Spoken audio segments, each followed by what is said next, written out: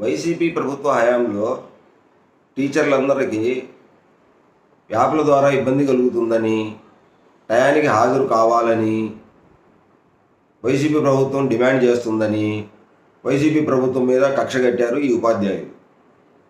వీళ్ళందరూ మూకమ్మడిగా టీడీపీ ప్రభుత్వాన్ని సపోర్ట్ చేయాలని టీడీపీకి సపోర్ట్ చేశారు.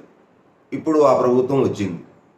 కానీ వీళ్ళ పరిస్థితి చూస్తూ ఉంటే పెనం మీద నుంచి జారి పొయ్యిలో పడ్డ చందంగా ఉంది. అందులో ఒక టీచర్ ఆవేదన మా ఫ్రెండు నాకు పెట్టిన మెసేజ్ ప్రకారం ఏం పెట్టాడో చదివి వినిపిస్తాను, ఒకసారి వినండి.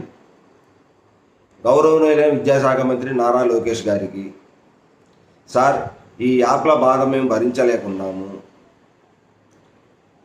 మాకు ప్రతిరోజు ఉదయం నుంచి యూడైస్ చేయలేదని ఒక లిస్టు, వీరగాథ చేయలేదని ఒక లిస్టు, ఫిర్కీ చేయలేదని ఒక లిస్టు, టైం ఇన్ఫెక్షన్ చేయలేదని ఒక లిస్టు, స్వర్ణాంధ్ర చేయమని ఒకటి, ఎఫ్ఏ 1 మార్క్స్ ఎంటర్ చేయమని ఒకటి, ట్రైల్ యాప్ చేయమని అవుతుంది చేసేయండి అని ఒకటి, ఇలా ఉదయం నుండి సాయంత్రం వరకు మెసేజ్ పెడుతూ ఉన్నారు.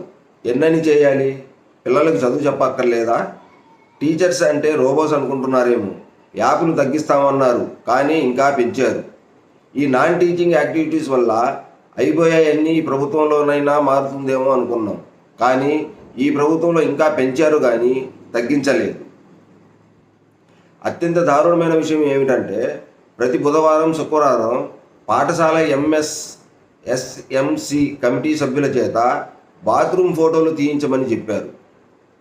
ఆ కమిటీ చైర్మన్ సభ్యులను వచ్చి బాత్రూమ్ ఫోటోలు తీయండి సార్ అంటే వాళ్ళు నోటికొచ్చిన నానా బూతులు తిడతా ఉన్నారు. ఒకవేళ తీయించకపోతే దాన్ని పాఠశాల ప్రధానోపాధ్యాయుని బాధ్యుని చేస్తున్నారు. షోకాజ్ నోటీసులు ఇస్తున్నారు. పాఠశాల ఉత్తర్వులకు, పాఠశాల నిర్వహణకు నిధులు ఇవ్వటం లేదని మీరు వచ్చాకైనా ఇవ్వండి సార్ అంటే ఆ ఊసే ఎత్తడం లేదు.